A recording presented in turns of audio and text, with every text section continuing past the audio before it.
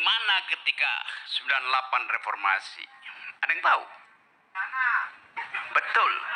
Enggak, Cak Nun enggak di istana. Cak Nun ada di Jalan Cendana bersama tokoh-tokoh untuk menekan Presiden Soeharto supaya mundur. Cak Nun ada di situ. Tapi yang lebih penting, Jokowi ada di mana tahun 98?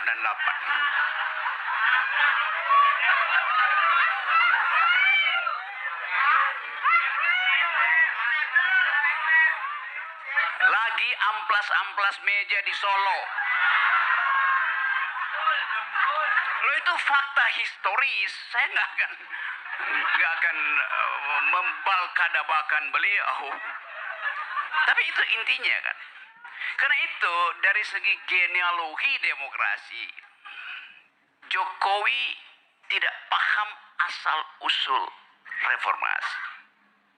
Kalau dia paham, dia akan setuju dengan Cak Nun untuk memilih oposisi sebagai lawan tanding kekuasaan. Demokrasi adalah melawan penguasa. Konstitusi itu di abad 15 artinya hak rakyat untuk membunuh raja. Bahkan disebutkan begitu tuh, kata konstitusi itu. Tapi oke, kemudian demokrasi tumbuh dari 98 sampai hari ini. Dengan berbagai argumen tuh. Kalau Pak Jokowi tidak mengembangkan demokrasi, Rocky Gerung udah lama dipenggal kepalanya tuh. Bayangkan di zaman Orde Baru misalnya.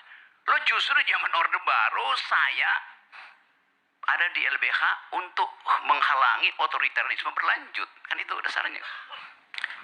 Tapi oke, coba kita lihat argumennya tuh. Jokowi sedang mengembangkan demokrasi. Jokowi tiba ketika Indonesia sudah demokrasi. Kapan Jokowi mengembangkan demokrasi? Jokowi tiba 2014. Indonesia sudah demokrasi dari 98. Ditumbuhkan oleh Habibie, dipelihara oleh Gus Dur, lalu lompat ke Pak SBY. Ya memang kan. Lo kan Ibu Mega cuma meneruskan Gus Dur. Bu Mega nggak pernah dipilih. Ini lompat ke SBY itu. Dan SBY menjadikan demokrasi sebagai peralatan untuk tukar tambah politik. Itu historinya begitu tuh. Di Roma di abad pertama tuh. Kata Rousseau begini.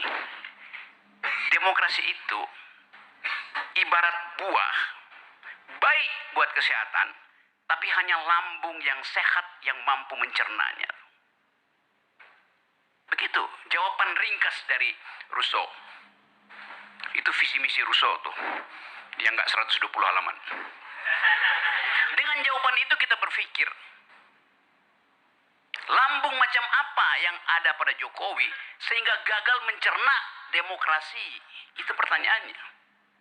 Jangan-jangan memang para elit kita nggak punya lambung. Isinya usus semua tuh. Dari mulut sampai anus usus isinya. Karena nggak bisa dicerna kan. Atau dia punya lambung, tapi isinya bukan asam lambung, tapi asam sulfat. Kaisang Jokowi, Gibran, Kaisang Jokowi. Ya ada Prabowo di situ, tapi kan Prabowo kan ya seseorang yang dipanggil untuk mengasuh seorang anak kecil, kira-kira begitu kan.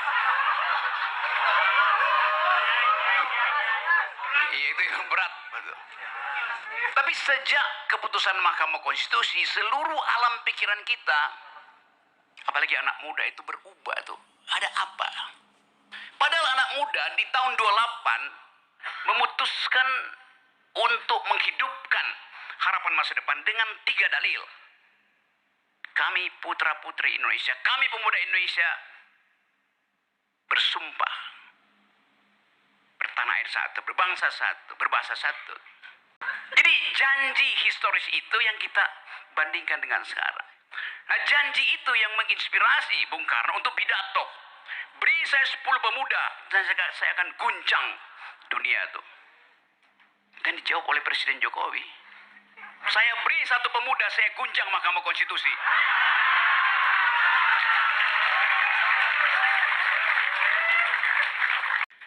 Presiden Jokowi memaksa anaknya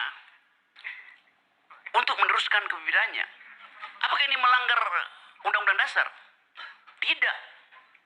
Ini melanggar Undang-Undang Perlindungan Anak.